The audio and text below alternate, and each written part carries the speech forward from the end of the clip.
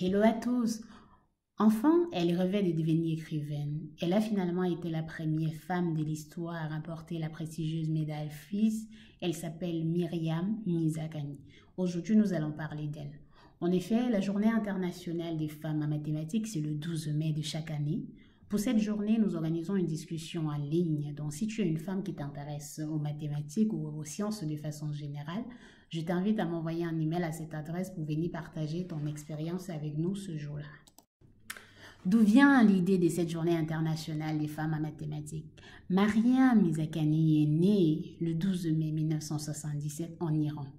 Son histoire connaît une fin tragique en juillet 2017. Elle a été emportée par un cancer du sein qu'elle combattait depuis 2013, laissant derrière elle un mari et une fille. Étant la seule et unique femme ayant eu la médaille Fields, qui est la plus grande distinction chez les mathématiciens, en d'autres termes, une équivalence avec le prix Nobel. Elle est la seule à l'avoir eu jusqu'à nos jours. Ainsi, on a choisi cette journée en sa mémoire, qui est le jour de sa naissance. Comment a-t-elle débuté sa vie? Enfant, elle était très intelligente, brillante et admise au lycée ou une école pour filles. Et depuis toute petite, justement, elle avait un penchant vers les lettres, la littérature et l'écriture. Elle rêvait de devenir écrivaine. Dès l'adolescence, cependant, un livre de Carl Friedrich Gauss, qui lui a fait découvrir son frère, éveille en elle un grand intérêt des chiffres. L'ouvrage évoque la méthode pour faire facilement la somme de tous les entiers allant de 1 à 100, en faisant la somme 2 à 2 partant des extrémités. Et voilà, c'est le début de toute sa carrière en mathématiques. À l'âge de 17 ans, elle a été la première adolescente iranienne à recevoir la médaille d'or aux Olympiades internationales de mathématiques, concours s'affrontent les meilleurs lycéens du monde. En effet, elle a remporté la médaille d'or avec un score de 41 points sur 42 et un petit point manquant qu'elle a rapporté l'année d'après aux Olympiades de 1995 à Toronto. Elle a fait toutes ses études en Iran jusqu'en master. Après, elle a décroché un doctorat à l'université de Harvard en 2004 sous la direction de Curtis Mullen, qui était une médaille Fields en 1998. Elle devient enseignante à Stanford en 2008.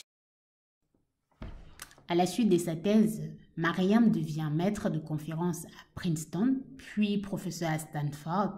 Elle se spécialise en topologie et en géométrie et ses travaux portent essentiellement sur les surfaces de Riemann. En 2014, elle obtient la médaille Fields pour ses contributions exceptionnelles à la dynamique et la géométrie des surfaces de Riemann et de leur espace de modules. En recevant la médaille Fields en 2014, elle avait déclaré « Je serais contente si cela encourage des jeunes femmes scientifiques et mathématiciennes femmes. Je suis sûre qu'il y aura de nombreuses autres femmes qui remporteront ce prix de récompense dans les années à venir. » C'est ce qu'elle avait ajouté. Donc, toi comme moi qui s'intéresse aux mathématiques, c'est bien cette phrase qui te concerne, qui me concerne. En des termes simples, on peut résumer le travail scientifique de Myriam Mizakani comme ceci. Elle a apporté des contributions frappantes et très originales à la géométrie et à l'étude des systèmes dynamiques. Son travail sur les surfaces de Riemann et sur les espaces de modules met en relation plusieurs disciplines des mathématiques. La géométrie hyperbolique, l'analyse complexe, la topologie et la dynamique. Et il les influence à son tour.